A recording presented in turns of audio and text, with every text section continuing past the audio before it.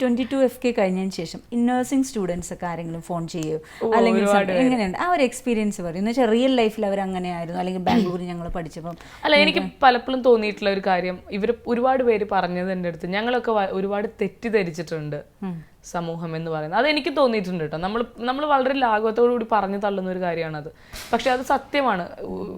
അത് ക്യാരക്ടർ അസാസിനേഷനാണ് നമ്മൾ ചെയ്യുന്നതല്ലേ. ജസ്റ്റ് ഒരു പ്രൊഫഷനിൽ പെടുന്ന ആളുകളൊക്കെ ഇങ്ങനെയാണ് എന്ന് നമ്മൾ പറയുന്നത് ഭയങ്കര ജനറലൈസേഷനാണ്.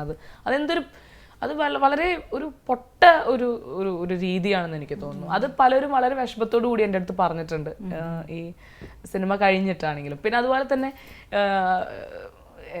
അവർക്ക് ടെസ്സയോടുള്ള ഇഷ്ടം കൊണ്ടായിരിക്കാം അവർ പറഞ്ഞു ടെസ്സ നേഴ്സായത് ഞങ്ങൾക്ക് ഭയങ്കര പ്രൗഡാണ്, ഞങ്ങൾ ആ കാര്യത്തിൽ ഭയങ്കര പ്രൗഡാണ് അവരുടെ കാര്യത്തിൽ എന്ന് പലരും പറഞ്ഞിട്ടുണ്ട്. എനിക്ക് ഭയങ്കര സന്തോഷം തോന്നിയിട്ടുള്ള ഒരു കാര്യമാണ് അത്. റിയൽ ലൈഫിലായിരുന്നു അങ്ങനെ ഒരു അനുഭവമെങ്കിൽ എങ്ങനെ പ്രതികരിക്കുമായിരുന്നു? ഇങ്ങനെയൊക്കെ തന്നെ പ്രതികരിക്കുമായിരുന്നു തോന്നുന്നുണ്ട് എനിക്ക്.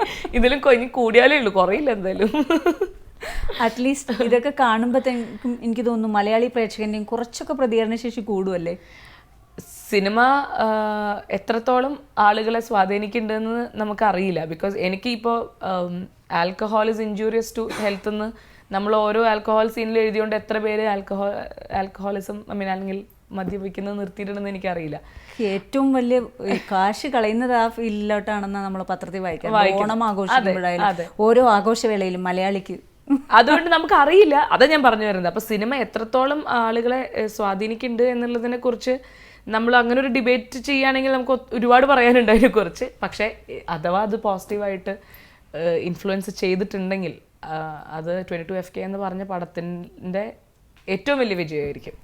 ഒരാളെങ്കിലും ഇൻഫ്ലുവൻസ് ചെയ്തിട്ടുണ്ട്.